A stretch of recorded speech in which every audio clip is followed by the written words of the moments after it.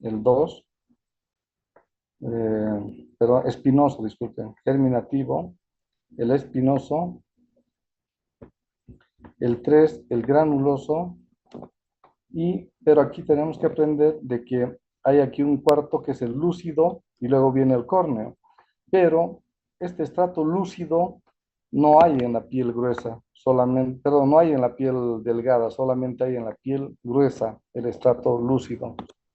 Por lo tanto, aquí también podemos ver una imagen de cómo está distribuido la epidermis. Miren, la epidermis es esta parte apenas. La dermis, miren, es bastante extensa. Entonces, toda esta parte, la primera parte esta de la dermis es la dermis papilar y la que se encuentra aquí abajo es la dermis reticular. Y lo que está lleno de grasa, aquí abajo como pueden ver que hay bastante grasa, es la hipodermis, de aquí hacia abajo. Entonces tenemos dermis papilar hasta ahí, de aquí hacia abajo dermis reticular y esto sería hipodermis. Y la epidermis sería apenas esta pequeña capa que se encuentra arriba. Ahora, la epidermis, habíamos dicho que tiene varias capas, germinativa, espinosa, granulosa, lúcida y por último córnea. Pero tiene algunas características especiales la epidermis. Entre sus características es de que la epidermis forma unos pliegues que se llaman crestas interpapilares y cada una de estas se llaman papilas dérmicas. ¿Qué está por debajo de la epidermis? Está la dermis. Entonces la dermis ingresa hacia la epidermis y forma unas papilas que se llaman papilas dérmicas. Y estas eh, evaginaciones de la epidermis se denominaría perdón, crestas interpapilares. Entonces, en el examen, yo les puedo preguntar que me muestren las crestas interpapilares, ¿no? Un segundito, que me muestren las crestas interpapilares y ustedes me tienen que indicar que son estas y que me muestren las papilas dérmicas. Perdón, un segundo. Ya, tenía que enviar un mensajito y ahora lo envío.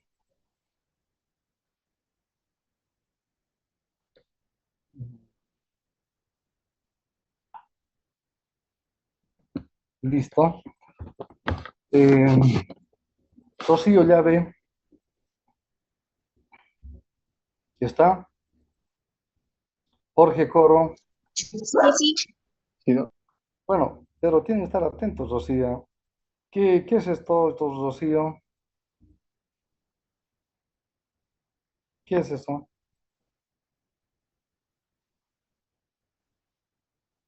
¿Qué es?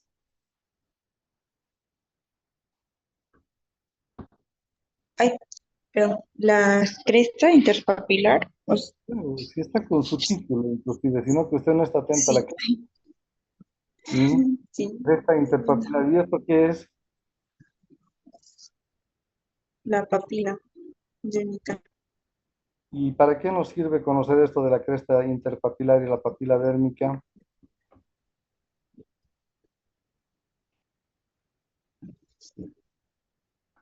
Es cierto que nosotros tenemos huellas dactilares, huellas digitales. Obviamente, estas son las que van Ujú. informando esas huellas digitales entre las crestas interpapilares y las papilas dérmicas.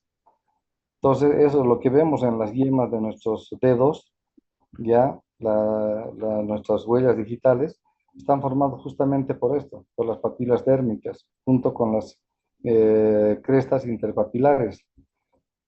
Entonces, si yo le pregunto en el examen, muéstrame la epidermis, usted me tiene que mostrar desde aquí hasta aquí arriba. Y le digo, muéstrame una cresta interpapilar. Aquí hay una, aquí hay otra, aquí hay otra y hay otra.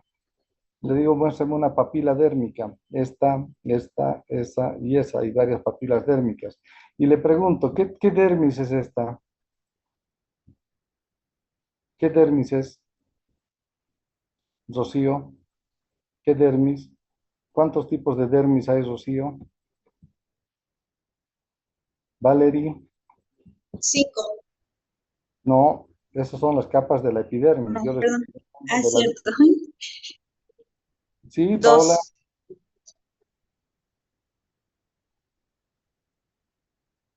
2. exacto. Dermis papilar y dermis reticular, ¿ya? Entonces, de aquí hacia abajo es la dermis y de aquí hacia arriba es la epidermis. Bueno, ve que no están atentos a la clase. Ese es el problema de las clases que se dan por vía virtual, ¿no? Ahora, vamos a ver las diferencias fundamentales, que son preguntas también de examen, las diferencias entre piel fina y piel gruesa, ¿ya? Entonces, la diferencia es que la piel fina mm, se encuentra en casi todo el cuerpo, excepto en palmas, plantas y callosidades, ¿no? Entonces, en las palmas, plantas y callosidades se encuentra la piel gruesa. Ahora, otra cosa, la piel fina tiene un estrato córneo, miren, esta es la piel fina, ¿no? Que tiene su estrato córneo discreto, pero el estrato córneo de la piel gruesa, imagínense, miren, bastante grueso, ¿ya? Entonces, en la piel fina no hay estrato lúcido, es esta que ven de color violeta, ese es el estrato lúcido, pero a este lado no hay ese estrato lúcido en la piel fina. Ya, otra cosa, que la piel gruesa, ¿no? Como dice ahí, solo tiene glándulas sudoríparas écrinas, ¿ya?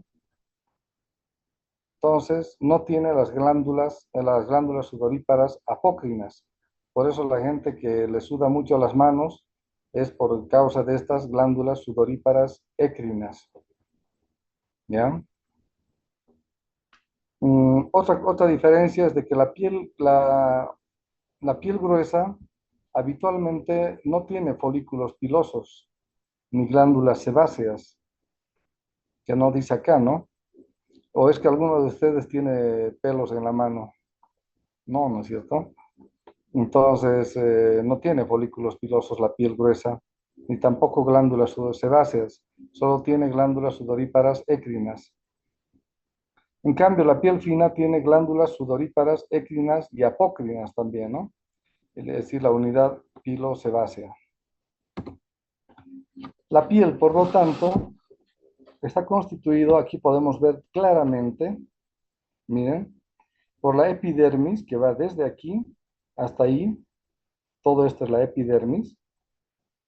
Luego, por la dermis papilar, que es esta, que tiene un plexo arterial y venoso subpapilar, aquí van que todo hay vasos y venas. Y luego tenemos la dermis reticular profunda, que es desde aquí hasta aquí abajo.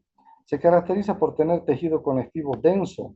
En cambio, la papilar tiene tejido conectivo laxo. Aquí abajo hay tejido conectivo denso, no modelado y colágeno de tipo 1. Y esta otra tiene colágeno tipo 1 y tipo 3. ¿Ya? Además, tiene melanoblastos y melanocitos en la dermis papilar. En la dermis reticular hay fibras elásticas y también hay algunos adipocitos. Y por último, hay un plexo arterial y venoso cutáneo que se va a asociar con lo que es la hipodermis, que estaría ya por debajo de la dermis reticular o profunda.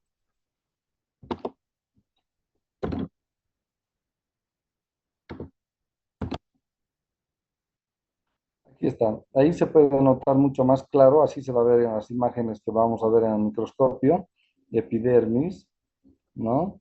Entonces aquí la dermis papilar, miren, se nota, es otro tono, es esta la dermis papilar, todo esto, dermis papilar, ahí está, estoy haciendo con el cursor, y de aquí hacia abajo, dermis reticular, por tejido colectivo denso, ¿ya? Ahora, ¿cómo está irrigado la piel? por un plexo que se llama plexo subpapilar. Debajo de esas papilas que hemos visto, tenemos que se encuentra entre la dermis papilar y la reticular. ¿No es cierto que la dermis tiene dos partes, la dermis papilar y la dermis reticular? Entre esas dos se encuentra este plexo que se llama plexo subpapilar, que está constituido por capilares arteriales y venosos, ¿ya? Y luego tenemos el plexo cutáneo, que está entre la dermis reticular y la hipodermis. Este sería el plexo cutáneo y este sería el plexo subpapilar. Entonces, plexo subpapilar y plexo cutáneo. Eso va a estar formado entre la dermis reticular y la hipodermis. Este es un folículo piloso, su glándula sebácea, y aquí está una glándula sudorípara. ¿Qué tipo de células hay en la epidermis? Ahora vamos a ver solamente la epidermis. En la epidermis, las células más abundantes son los queratinocitos. Queratinocitos. Después también a nivel basal encontramos otros dos tipos de células en la base, que son las células de Merkel y los melanocitos. Entonces tenemos en la base queratinocitos, melanocitos y células de Merkel. Ya más o menos a nivel del estrato granuloso, estrato lúcido, espinoso y granuloso, entre el estrato espinoso y granuloso vamos a encontrar las células de Langerhans, que son los macrófagos de la piel. Ahora, estos queratinocitos, que estamos viéndolos acá, estos son los queratinocitos, mira, hay queratinocitos por todo casi la piel. Hay de diferentes tipos, hay basales y espinosos.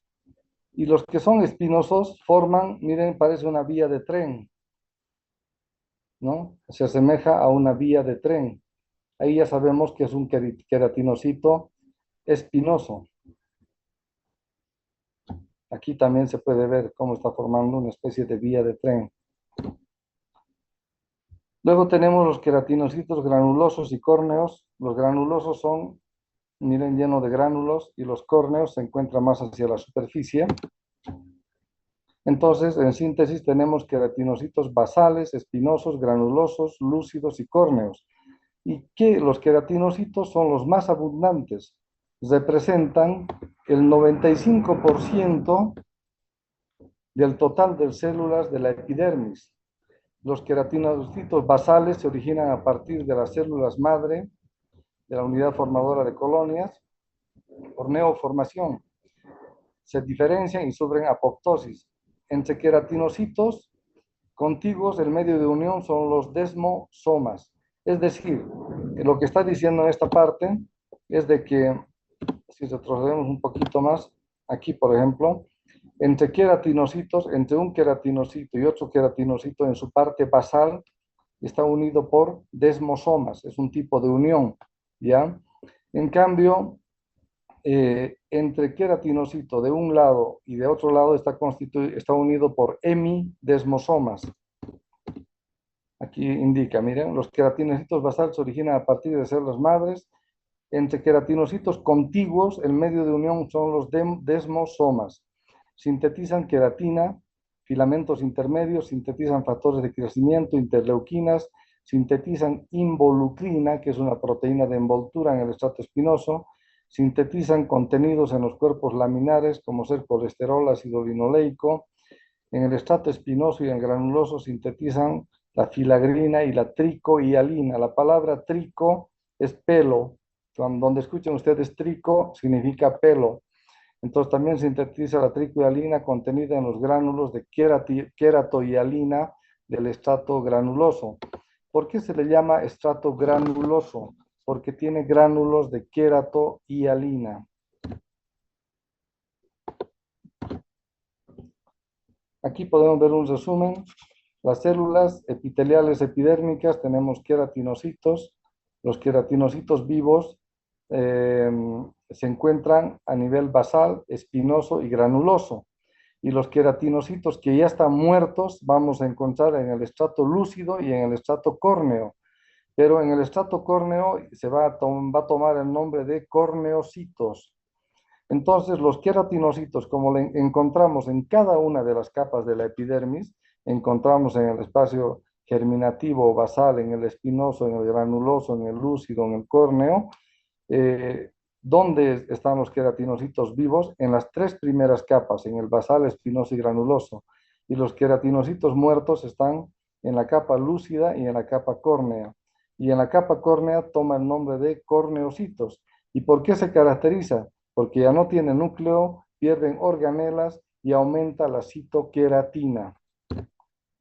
Entonces, los queratinocitos participan de la formación de la barrera epidérmica contra el agua. De esa manera no va a ingresar el agua a nuestro cuerpo, sino nos hincharíamos como unos globos, ¿no es cierto? Entonces, esta barrera epidérmica contra el agua, que se llama barrera hidrófuga, uno es para que no ingrese el agua ni que tampoco para que perdamos bastante agua nosotros. Es una envoltura celular que está en la superficie interna del plasmalema. Está formado por el complejo K, que es la filagrina, por la loricrina, por la elafina, la involucrina, y todos estos están en contacto con la membrana celular y le da propiedades mecánicas de resistencia a la barrera epidérmica.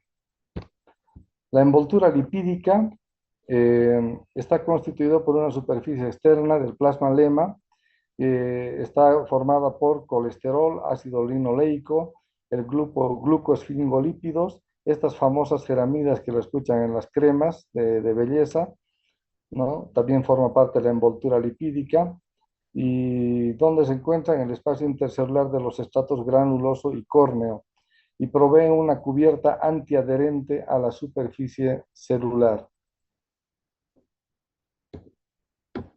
Luego los melanocitos, ¿dónde se originan? En el ectodermo, son de origen neuroectodérmico de las células de la cresta neural. Su cuerpo celular, sobre todo, se encuentra en la parte basal del epitelio, se encuentra abajo, los melanocitos. Sus prolongaciones se prolongan hasta el estrato espinoso. La unidad melanoepidérmica está formado, dice, un cuarto de piel expuesta y un décimo de piel no expuesta. Aumenta su número con la radiación ultravioleta, produce el pigmento melanina y la transfiere al queratinocito. A este proceso se denomina citocrinia. Entonces, el pigmento melanina que se produce por los melanocitos va a pasar a los queratinocitos. ¿Cómo se llama este proceso de paso de la melanina desde el melanocito hasta el queratinocito? Se denomina citocrinia. A ver,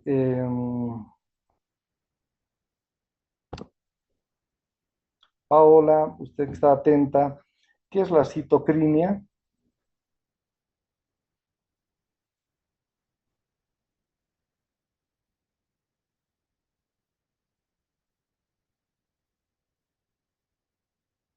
Exacto. Entonces, ¿quién produce la melanina? ¿Y ahí qué es la melanina?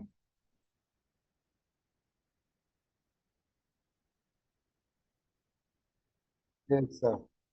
Muy bien. Entonces, la melanina es el encargado de dar el color de la piel. Por eso tenemos piel de diferente color, ¿no es cierto? Debido a la presencia de este pigmento melanina, donde se produce en los melanocitos. Y esta melanina que se produce va a pasar a otras células, va a ser como una transferencia de la melanina a otras células y este proceso se denomina citocrinia. También produce citocinas y factores de crecimiento y no tiene desmosomas, no tiene desmosomas. Aquí tenemos melanocitos, miren, en la parte basal se pueden dar cuenta la diferencia, cómo es los melanocitos. Miren, el citoplasma y su núcleo son totalmente distintos y habitualmente se encuentran, ¿dónde? Basales. No lo van a encontrar aquí arriba, al medio, no. Son basales habitualmente los melanocitos. y de ahí sus prolongaciones van a llegar hasta los queratinocitos, que son estos. Bueno, los melanocitos protegen al organismo de los efectos nocivos de la irradiación ultravioleta. Nos protegen de la irradiación. No se olviden, cuando vean piel, identifiquen estos melanocitos. Miren, es distinto a las células basales o germinativas, que son estas las células basales. Aquí tenemos todas las basales, ¿no? Ya, entonces aquí está la capa granulosa, aquí está la capa córnea, aquí está el estrato espinoso. El espinoso es el más grande de todos. ¿Cuál es la capa más grande de la epidermis? Es el estrato espinoso. Entonces, la capa más grande de la epidermis es el estrato espinoso. ¿Ya? Después del estrato espinoso está el estrato granuloso. Después del granuloso se encuentra el lúcido y luego el córneo. Esa es la forma como se encuentra. Bien, seguimos. Por ejemplo, aquí vemos una piel clara. Tiene melanina, pero tiene menos cantidad de melanocitos. Por eso la piel clara se caracteriza porque tiene menos cantidad de melanocitos. En cambio, una piel oscura, miren, totalmente más pigmentada, llena de melanocitos, ¿no? Bastante, esto es de una piel oscura, que es hiperpigmentada, y se lo ve así, totalmente oscuro en la base. Ahí también podemos ver, miren, totalmente pigmentada, los melanocitos basales. Luego tenemos las células de Langerhans. Ya vimos de que tenemos, todas estas son las células de nuestra piel, ¿no? A ver, más atrás, tipos celulares, aquí está. Tipos celulares de la epidermis. Tienen que recordar que en la epidermis hay queratinocitos, hay melanocitos, hay células de Merkel, hay células de Langerhans. Hay esos tipos celulares. Ahora, ya hemos visto el melanocito. Ahora estamos pasando a las células de Merkel.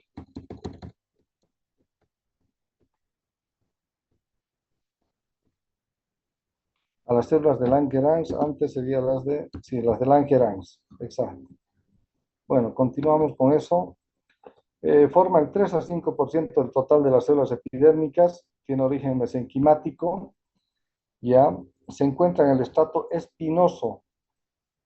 Ya les dije que cuál es el estrato más grueso de la epidermis, el estrato espinoso. Ahí se encuentran las células de Langerhans. Tienen prolongaciones citoplasmáticas de aspecto dendrítico, un núcleo irregular que tiene gránulos de Birbeck, que es un reservorio antigénico. Son las células de Langerhans.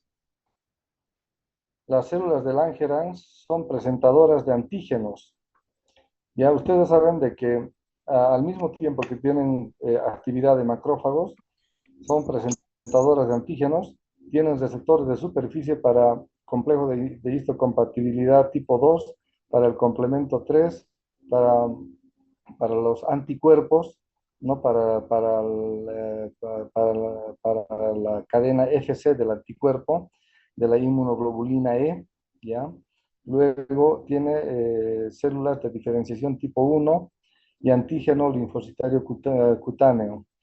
Si las identifican a estas células de Langerhans, solamente se las identifica por inmunohistoquímica o por impregnación con cloruro de oro. ¿Qué hacen? Producen citocinas interleuquinas que facilitan sus cambios, funciones y migración. Migran desde la epidermis al ganglio linfático más cercano. Por lo tanto, estas células de Langerhans, aparte de darnos protección en la piel, también tienen capacidad migratoria, es decir, se pueden dirigir hasta un ganglio y ahí efectuar obviamente su función de defensa de nuestro organismo.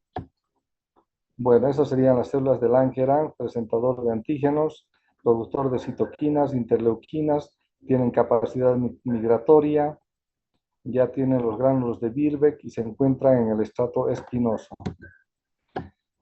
Estas son las células de Langerhans, ahí las podemos ver con diferentes tipos de tinciones por inmunohistoquímica, que no lo vamos a ver en nuestro microscopio.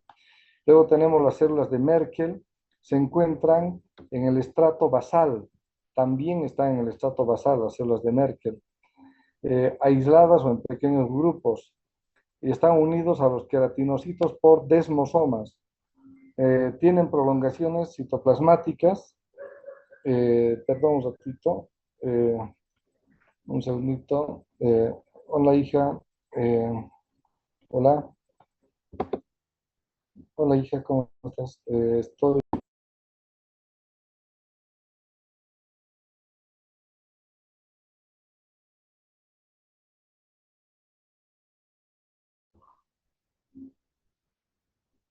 Bueno, tenía una llamada de mi hija, así que tuve que suspender un momento. Eh, ya, aquí estamos. El citoplasma tiene filamentos de queratina, también tiene gránulos de neurosecreción, neuropéptidos como bombecina, meftencefalina, tiene bastantes fibras nerviosas mielínicas, terminaciones libres epidérmicas. La célula de Merkel más la fibra nerviosa forma el corpúsculo de Merkel. ¿Y para qué sirve? Registra presión de distinto grado. Entonces, los corpúsculos de Merkel, que es de la célula de Merkel más la fibra nerviosa, son mecanorreceptores. Cuando hablamos de mecanorreceptores, estamos indicando que esos son los encargados de registrar la presión. ¿No es cierto? Con nosotros, con nuestros dedos, con nuestra mano o en nuestro cuerpo podemos percibir la presión. ¿Y gracias a quién percibimos la presión? A los corpúsculos de Merkel, que está formado por una célula de Merkel y una fibra nerviosa. ¿Ya? Y bueno, y otro dato importante que está en el estrato basal y que tiene desmosomas, al contrario de la de Langerhans, que no tenía desmosomas y estaba en el estrato espinoso, ¿no? Ya, los anexos de la piel son pelos, glándulas sudoríparas apócrinas, glándulas sudoríparas écrinas, glándulas sebáceas y uñas. Entonces, esto vamos a verlo en el laboratorio. Ahí vamos a terminar de avanzar. Estas son las glándulas sebáceas, que seguramente lo van a ver. Y estas de aquí abajo, que se ven redondas con epitelio cúbico, estas son las glándulas sudoríparas. Miren, son diferentes. Glándulas sebáceas, glándulas sudoríparas. Y el folículo piloso es este. Pero también se lo puede ver el folículo piloso de todas las partes. Aquí ven el bulbo piloso y el folículo piloso. También en un corte transversal, cómo se encuentra un folículo piloso. Y ahí vamos a aprender en la clase práctica todas las capas del folículo piloso. ¿Ya? Y también las glándulas sudoríparas écrinas, donde se encuentran distribuidas, dónde están las glándulas apócrinas,